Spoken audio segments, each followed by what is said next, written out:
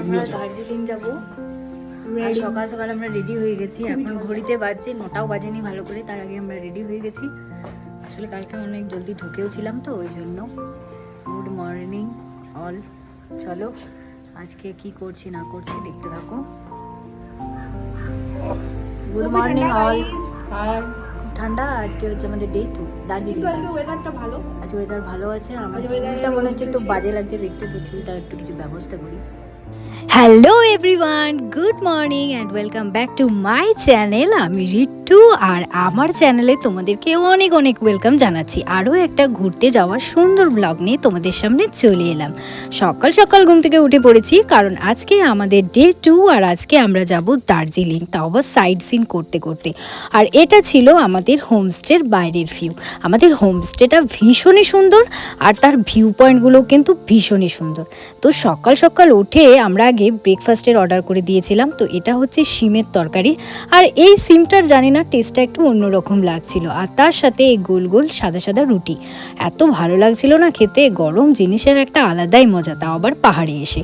তার সাথে অমলেটও ছিল। বাবা আবার পরে অমলেটটা অর্ডার করলো, বললো একটু অমলেট খাই। আর এটা হচ্ছে আমাদের ব্যালকনির ভিউ, মানে আমাদের হোমস্টের ব্যালকনির ভিউ। কাল রাতে আমরা এখানে আসিনি, ভীষণই ঠান্ডা ছিল, তো সকালে চলে এলাম। আর এই যে দোলনাটা দেখছো, এই দোলনাটা নিয়ে আমাদের 3 জনের মধ্যে ঝামেলা হচ্ছিল। আমি, মা আর বোন, 3 জনের মধ্যে ঝামেলা হচ্ছিল এই দোলনাটাকে নিয়ে, কি কে আগে ওখানে বসবে আর দুল খাবে। দুল খেতে আমাদের ভীষণই ভালো লাগে। আমরা কিন্তু সে বাচ্চাবেলাটাকে যেন এখনও কোনো কোনো জায়গাতে মনে হয় যে আমরা এখনও বাচ্চাই হয়ে আছি, এই আর কি। তো ওয়াও কার্সিয়াং, সত্যি মানে ভীষণই সুন্দর লাগছে। আর এই জানলায় ব্যালকনিতে বসে বসে এই যে ভিউটা এনজয় করছি, এটা লাখ টাকা দিলেও পাওয়া যাবে না, সত্যি কথাই।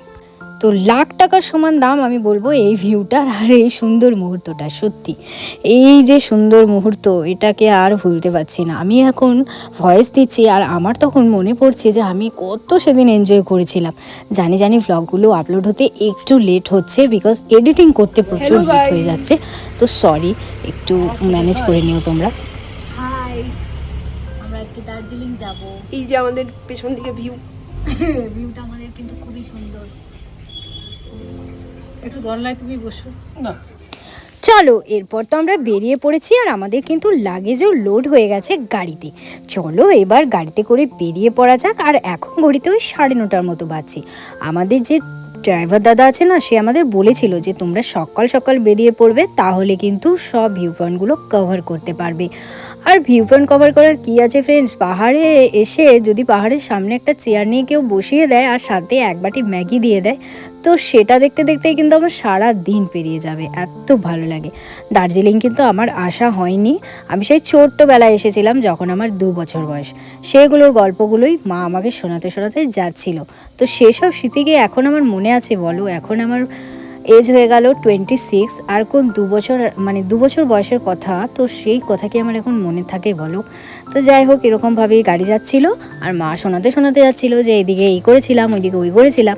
তো মানে বেসিক্যালি কি বলো তো ফ্রেন্ডস, আমার আর বোনের না দার্জিলিং দেখা হয়নি বলে দার্জিলিংটা আসা, না হলে আমরা হয়তো কার্সিয়াং করে সিটংয়ের প্ল্যান করতাম। আর আমাদের হাতে টাইম খুব কম ছিল, তো সেই জন্য আমাদের সিটংটা হলো না। না হলে তোমরা যদি আসো এই টাইমে, তো শিটংটা অবশ্যই ঘুরে যেও, কারণ শিটংয়ে কিন্তু এখন প্রচুর কমলালেবু দেখতে পারবে, যেটা তোমাদের ভীষণই ভালো লাগবে।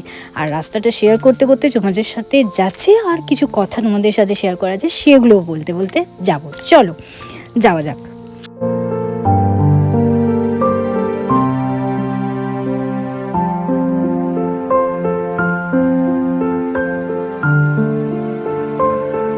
তো মাঝ রাস্তায় একটা জায়গায় দাঁড়ালাম, কারণ এখানে ভাবছি একটু চা খাবো। চা না হলে হয় বলো? পাহাড়ে এসে একটু কফি আর চা না খেলে যেন ভালোই লাগে না, তো সেই জন্য আর কি। তো এখানে যে ছোট্ট দোকানটায় আমরা দাঁড়িয়েছি, সেখান থেকে কিন্তু ভিউটা ভীষণই সুন্দর, তো সেটাই তোমাদের সাথে একটু শেয়ার করে দিলাম। আর তোমরা দেখো এখানের ছোট ছোট এই যে দোকানগুলো আছে, সেগুলো কত পরিষ্কার, আমার তো খুব ভালো লেগেছে। আর বাবা এখানে বসে চা খাচ্ছে, আর আমিও চা নিলাম। আর ঠান্ডাটা কিন্তু ভালোই আছে, মানে যত আমরা দার্জিলিং দিকে যাচ্ছি তত ঠান্ডাটা একটু বেশিই লাগছে। তো এই যে চা নিয়ে নিয়েছি, আর চাটা এত এত ভালো ছিল। দাম নিয়েছিল ঠিকই, দামটা কত নিয়েছিল মনে পড়ছে না, তবে দামটা কিন্তু বেশি নিয়েছিল, কিন্তু চাটার টেস্ট ভালো ছিল।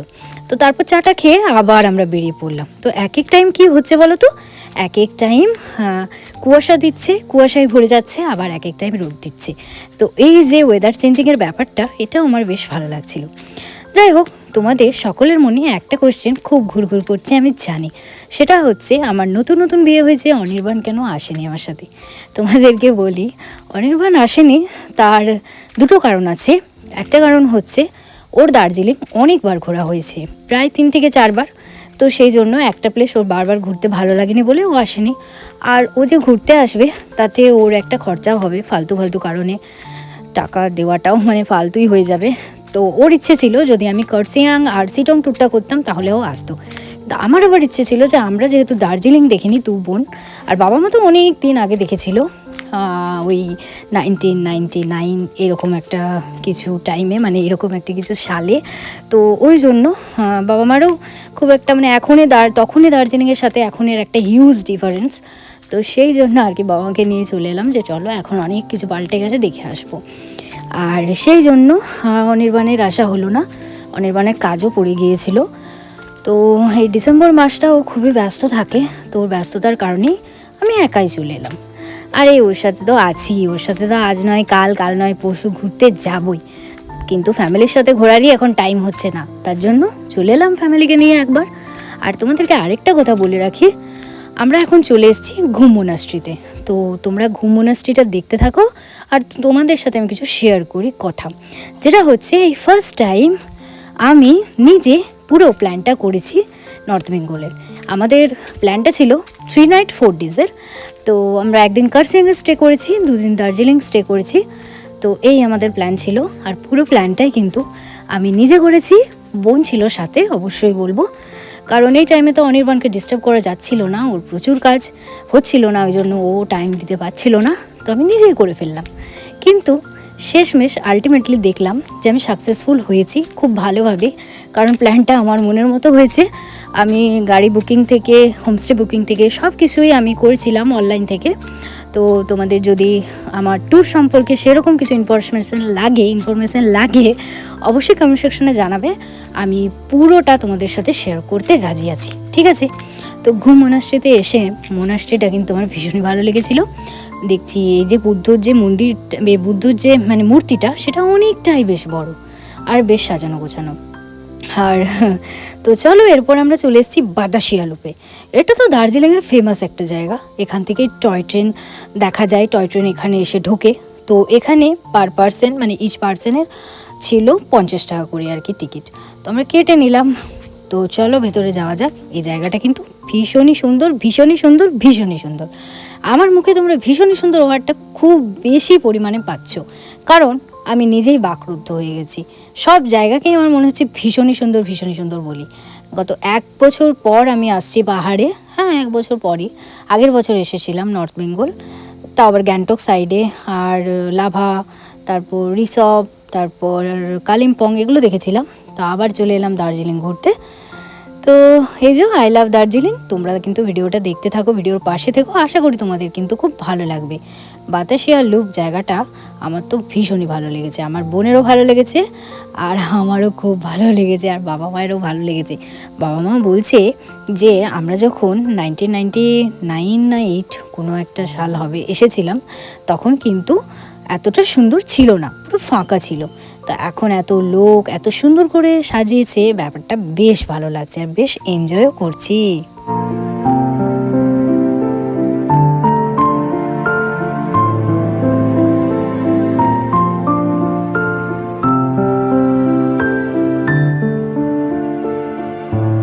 এই দেখো আমাদের টয় ট্রেন কিন্তু ঢুকছে, আর আমাদের টয় ট্রেন কিন্তু ঢুকে গেল, আর এই টয় ট্রেনটাই ওপরে বাতাসিয়া লুপে চলে আসবে, মানে এটাই বলতে পারো বাতাসিয়া লুপটাই হচ্ছে স্টেশন। তো খুব মজা হচ্ছে, বিশ্বাস করো ফ্রেন্ডস। দার্জিলিং এসে যদি টয় ট্রেনটাই ভালো করে না দেখতে পাই তাহলে যেন দার্জিলিংটা দার্জিলিং বলে মনেই হয় না। দার্জিলিংটা হচ্ছে অ্যাকচুয়ালি টয় ট্রেন একটা দার্জিলিংয়ের অন্যরকমের একটা আভিজাত্য বলতে পারো। তো টয় ট্রেনে আমাদের অবশ্য চাপা হয়নি, কারণ প্রচুর লেট করে না টয় ট্রেন, তো ওই জন্য টয় ট্রেনে আমাদের চাপা হয়নি। কিন্তু টয় ট্রেন আমরা দেখেছি, অনেকগুলো টয় ট্রেনই দেখতে পেয়েছি, মানে পরপর ঢুকছে বেরোচ্ছে এইরকম আর কি। তো যাই হোক, আমাদেরকে কেমন লাগছে দেখতে সেটা অবশ্যই কমেন্ট করে জানাবে। আমাদের আউটফিটগুলো তোমাদের কেমন লেগেছে সেটাও বলবে, কারণ এই আউটফিটগুলো কিন্তু আমরা বলবো না যে বেশ অনেক দিন থেকে প্ল্যান করছি, এমনটা না। কিছুদিনের মাথাতেই কিন্তু এই আউটফিটগুলো আমরা প্ল্যান করেছিলাম, কারণ আমাদের হাতে তো বেশি টাইমই ছিল না, কারণ কি আমরা তো আবার ট্রেনের টিকিট পাইনি। ভাবো তোমরা, বাসে এসেছি, মানে এত জলদির মধ্যে আমরা প্ল্যানটা করেছি ট্যুরের। তো আর এই মাথার যে ফেটিটা তোমরা দেখছো না, এটা দেখছি এবছর প্রচুর ট্রেন্ডিং যাচ্ছে। তো আমার মা বাবার ভিডিওটা দেখে নাও, এটা একটা রিলস ভিডিও কিন্তু হয়েছে, যেটা আমার মা নিজের ফেসবুকে আপলোড করেছে। তো এই আর কি, আসলে এই রিলস করাটা কোথার থেকে মানে স্টার্টিংটা বলে দিই। রিলস আমি ভালোবাসি করতে, বোন অতটাও ভালোবাসে না করতে, আর আমার কাছ থেকে দেখে দেখে মায়ের খুব মন যায় রিলস করতে। তো ওই আর কি, এসে যখন রিলস করছে, আর আমরা তিনজনেই কিন্তু এখানে হেঁটেছি এই এই রেলের যে এই রেল লাইনটা দিয়ে। আমি প্রথমে মা, তারপর বোন, তারপর আমি, সবাই কিন্তু একদম হেঁটে নিয়েছি। তো আমারটা এখানে আবার অ্যাড করা নেই, তো তোমরা রিলসে অবশ্যই দেখতে পাবে, মিনি ব্লগে দেখতে পাবে। তো না, এই দেখো, আমি দেখলে তো বলছিলাম যে রিলসটা মনে হয় অ্যাড করা নেই, তারপর দেখো এই দেখো চলে এসেছি। তো এগুলোর মিনি ব্লগ তোমরা অবশ্যই পাবে, কারণ আমি সোজা দিক করে যে ভিডিওগুলো করেছি সেগুলো মিনি ব্লগের জন্যই। আর দেখো টয় ট্রেনটা ওপর থেকে ধোঁয়া ছাড়ছে, দেখতে পাচ্ছ? এই যে ভিউটা, এটা অসাধারণ ফ্রেন্ডস, অসাধারণ। আর আমার বাবার তো মানে এত ঠান্ডা লাগছে দার্জিলিংয়ে এসে, যে মাফলারটা তো মানে খুলেই নি। দেখো মাফলার মুখ সব একদম বন্ধ, যেন মনে হচ্ছে কোনো মানে কাকে নিয়ে এসেছি রে ভাই নিজেদের সাথে। আমি নিজেই একবার করে ভুলে যাচ্ছি যে কে এসেছি রে ভাই পিছনে। তো যাই হোক, বলা হচ্ছে যে তুমি মাফলারটা অন্তত পক্ষে খুলো, ব্লগ ইন হচ্ছে, ছবি তোলা হচ্ছে। না, মাফলার কিছুতেই খোলা যাবে না, প্রচুর ঠান্ডা। তো তাও একবার করে সানগ্লাসটা পরছে, এই আমার বিরাট ভাগ্য ভালো। কারণ হচ্ছে আমার বাবা হচ্ছে একটু মানে ছবি তুলবে না, ক্যামেরাতে আসবে না, এরকম টাইপের মানুষ। তো আমরা যেটুকু জোর করে করে করাচ্ছিলাম, করছিল, না করা না। তো এই দেখো আবার টয় ট্রেন ঢুকছে, আর মাথাতে একদম ধোয়া ছাড়তে ছাড়তে ঢুকছে। উফ, এই যে কি সুন্দর লাগছে কি বলবো। তোমরা কে কে এরকম ঠান্ডাতে ডিসেম্বর মাসে দার্জিলিং এসেছো রিসেন্ট, আর কি কি ভিউ মানে দেখেছো, কি কি ভিউ পয়েন্ট দেখেছো, কোথায় কোথায় গিয়েছো, সেটা অবশ্যই কমেন্ট করে জানাবে, তাহলে আমার ভালো লাগবে যে আমার টাইমে কেউ গেছে এটা দেখতে।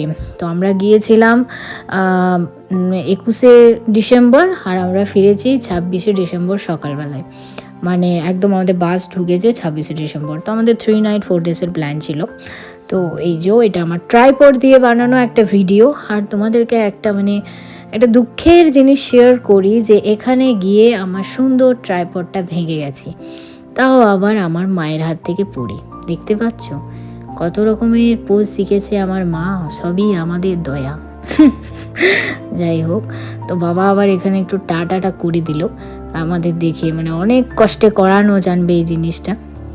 হ্যাঁ, তো চলো তোমরা দেখো, আমি অনেকখানি বকবক করে ফেলছি।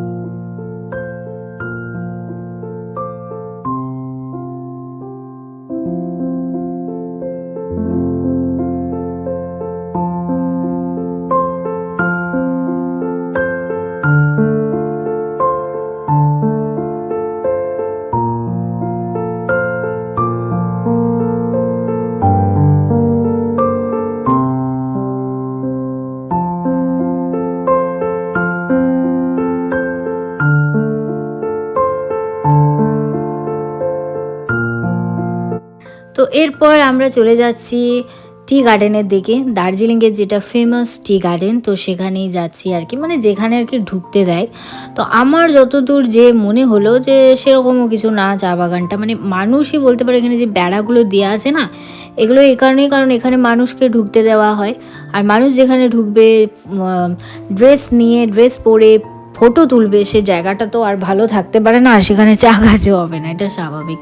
তো এখানে ঢুকেছিলাম, এখান থেকে আমরা ড্রেসও নিয়েছিলাম, আর এখানে আমাদের এন্ট্রি ফিস ছিল 20 রুপিস, আর ড্রেসগুলো আমাদের নিয়েছিল ওই 50 রুপিস। তো এই ড্রেসটা পরে আমাকে কেমন লাগছে অবশ্যই জানাবে। আমি, মা আর বোন তিনজনেই কিন্তু আমরা ম্যাচিং করে পিঙ্ক কালারের ড্রেস পরেছিলাম। আর এই যে বাবা, মানে ওই ছুরিটা কি প্রবলেম করছিল কি বলি, আর জাস্ট ওয়াও লাগছিল, বিশ্বাস করো ফ্রেন্ডস, এই ভিউটার সাথে এই ড্রেসটা না খুব মানিয়েছিল। মনে একটা টিপের দরকার ছিল, কিন্তু সেই মুহূর্তে আমার কাছে টিপ ছিল না। আর মাকে দেখো, আর আবার চা পাতা তুলছে।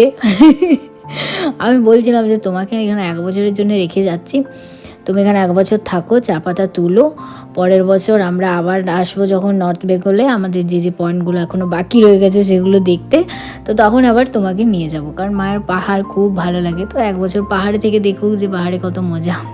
তো এটা হচ্ছে রিফিউজি ক্যাম্প। তারপর আমরা রিফিউজি ক্যাম্পে চলে এলাম। রিফিউজি ক্যাম্পে কিন্তু সেরকম কিছুই ছিল না, তো এমনি আর কি গেলাম, একটু ভিউগুলো দেখতে ভালো লাগছিল, তো ওইটাই দেখছিলাম। আর প্রচণ্ড ঠান্ডা ফ্রেন্ডস, কি বলবো, এখন কিন্তু ঠান্ডাটা আবার বেড়ে গেছে, বিকেল হচ্ছে না তো ওই জন্য।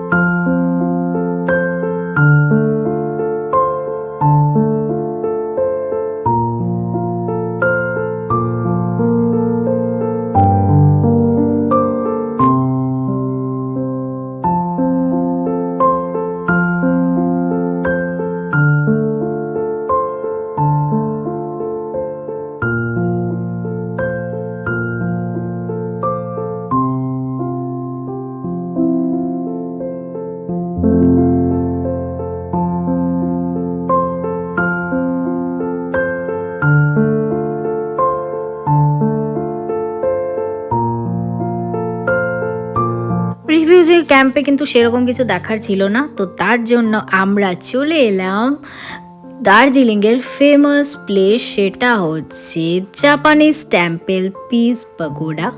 তো এই জায়গাটা কিন্তু তোমরা সকাল সকাল আসার চেষ্টা করো। আমরা যখন এসেছি না, তখন হালকা হালকা সন্ধে হয়ে গেছে, তো ওই জন্য ভালো করে, আর কুয়াশা দিয়ে দিয়েছে, ওই জন্য ভালো করে দেখতে পাইনি, কিন্তু জায়গাটা ভীষণই সুন্দর, যেটুকু দেখেছি আমার খুব ভালো লেগেছে। এতটাই লেট হয়ে গেল, কি বলি তোমাদের, যাই হোক কোনো ব্যাপার না, আসতে তো পেরেছি শেষ পর্যন্ত, এটাই অনেক, কারণ না হলে হয়তো এই জায়গাটা আমাদের দেখাই হতো না।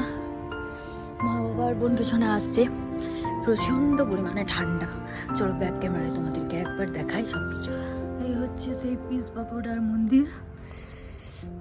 ওয়াও, মানে এটা একটু, আমরা যদি একটু তাড়াতাড়ি আসতাম না, তাহলে হয়তো আরো ভালো করে দেখতে পেতাম। যাই হোক, না হলে তো কিছু করার নেই, চলো দেখি উপরে উঠি। আমাদের কিন্তু দেখা কমপ্লিট, আর অন্ধকার অন্ধকার হয়ে আসছে বলছি না, তো এখানে যে আমাদের বলতে পারো এনার্জিটাও কিছুটা মানে ডাউন হয়ে গেছে। এরপর আমরা চাইছি আমাদের হোমস্টেতে যেতে। পিস পাগোডা থেকে আমরা চলে যাচ্ছি, খুব সুন্দর জায়গাটা, কিন্তু আমাদের কিছু করার নেই, প্রচুর অন্ধকার হয়ে গেল, তো ওই জন্য তাড়াতাড়ি করে চলে যেতে হচ্ছে। আর বিভৎস ঠান্ডা, বিভৎস। চলো গাইস, চলে যায় নিচে, প্রচুর ঠান্ডা, ঠান্ডা মানে প্রচুর ঠান্ডা। এবার আমরা দেখি আমাদের রুমে যাব, তারপরে আমাদের ইচ্ছা আছে ম্যাল রোড যাওয়ার। তো এটা হচ্ছে আমাদের দার্জিলিংয়ের হোমস্টে। তো এটা আমাদের মানে কোথায় লোকেশনটা বলবো, ওই ঠিক ম্যাল রোডের থেকে 10 মিনিটের ডিস্টেন্সে ছিল, ওয়াকিং ডিস্টেন্স, বেশ ভালো। তো রুমটাও বেশ ভালো ছিল, আমি কালকে তোমাদের সাথে রুমের ভিডিওটা শেয়ার করব, কারণ আমাদের খুব তাড়া ছিল, তার জন্য আমরা তখনই মানে গিয়ে রুমে ঢুকেই একটু ফ্রেশ ট্রেশ হয়ে সোয়েটার চেঞ্জ করে নিজেদের মতন করে একটু সাজাগুজু করে বেরিয়ে পড়েছি ম্যাল রোডে। কারণ ম্যাল রোডে সেদিন ক্রিসমাসের জন্য না একটু ভিড়টা বেশি ছিল বলতে পারো ম্যাল রোডে, আর কিছু আমাদের জিনিসপত্র কেনা ছিল, ছিল, তো আমাদের বেশ একটু লেট হয়ে গেছিলো, ওই 8টার মতো বেজে গিয়েছিলো যেতে। না 8টা না, 7টার মতো বেজে গিয়েছিলো যেতে। তো 8টা পর্যন্তই তো বলছে সব কিছু খোলা থাকে, তো তার জন্য না সেদিন আমরা সেভাবে কিছু কেনাকাটা করতে পারিনি। এই যে হোপের সামনে দেখতে পাচ্ছ, এই হোপ গ্রিনারিস, এখানে মানে কি বলবো, এত ভিড় যে সেদিন ছবি ভালো করে তুলতে পারিনি। তারপরে আমরা একটা ভেজ দোকানে চলে এলাম, যেখান থেকে আমরা আজকে ডিনারটা সেরে নেব। আমরা হোমস্টে থেকে খাবার নিইনি, ফার্স্ট ডেতে আমরা হোমস্টে থেকে খাবার নিইনি, আমরা বাইরেই খেয়েছিলাম ম্যাল রোডে। তো ওখানে আমরা খেয়েছিলাম ধোসা আর কি নিয়েছিলাম, আর একটা বার্গার। হ্যাঁ, তো এই ছিল আমাদের আজকে ছোট্ট একটা ভ্লগ। তোমাদের কেমন লাগলো অবশ্যই জানিও, পাশে থেকো।